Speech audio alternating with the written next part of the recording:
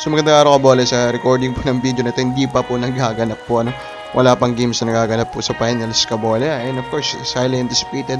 And meron pong balita sa free agency Kabola, may kinolong po si Homer Session, pag-uusapan natin yan. It's all about Bobby Ray Park. So hindi pa nakasubscribe Kabola, pakipindot naman po yung subscription button. Let's start with discussing this one.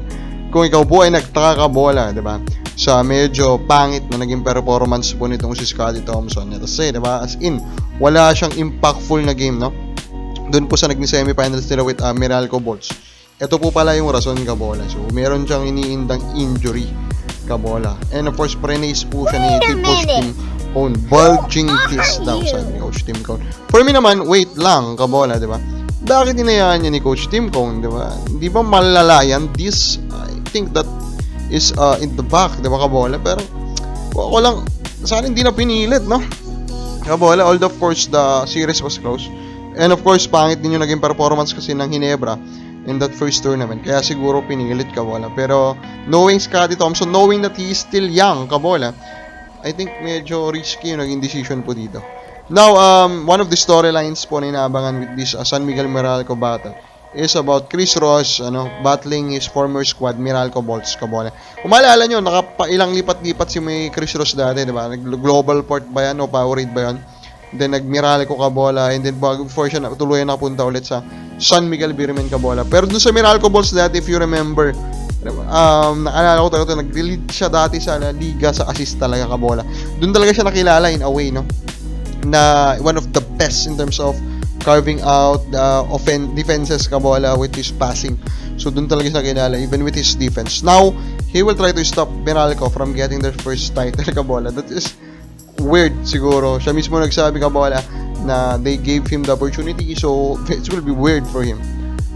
Now, ito, may naging statement si Coach Luigi Trillo about their prize rookie, their breakout, patungunta ng star Brandon Bates, Kabola. He reminds him daw with a former Alaska player. And of course, malamang naisip niyo na rin kung sino yung binabanggit niya. Of course, hindi po yan si Punyo, no? Kabola. It is the boss Sanitos, Kabola. No, pinag-isipan ko na mabuti. Agree ba ako sa kanya? I kinda disagree. Hindi siya Sanitos-like, Kabola. Iba yung galawan Mas active gumalaw kasi talaga itong si Bates kumpara mo dun kay Tos. And mas mas physical kumbaga, Kabola. Ito pong si Bates na gumalaw compared dun kay Tos. Pero of course, kung itong si Bates magkakaroon ng career ala sa Tos, panalong-panalo na dyan ang Meralco Bolts, di ba, Kabola? Lalong-lalo na kung makukuha niya din yung loyalty ng Sanitos, Kabola, na pinakita po ni Sanitos sa Alaska. Di panalong-panalo na po ang Meralco Bolts, di ba? Brandon Bates, na nakita natin, the guy can really defend. Yun pa lang, Kabola, pang long-term player na to sa PBA. And Tos is of course known for his defense too. Pero yun nga, Kabola, there are more to it. So sa palagi ko, hindi ko talaga pwedeng sabihin na si Tos po yung comparison nito pong si Brandon Bates. Kung ano ko lang po, Kabola, yung titingin po dito. Now, ito na nga, ni-reveal nga po nitong si Homer Sison, Kabola, that Ray Parks, Kabola, is planning to return, Kabola, to the Philippines.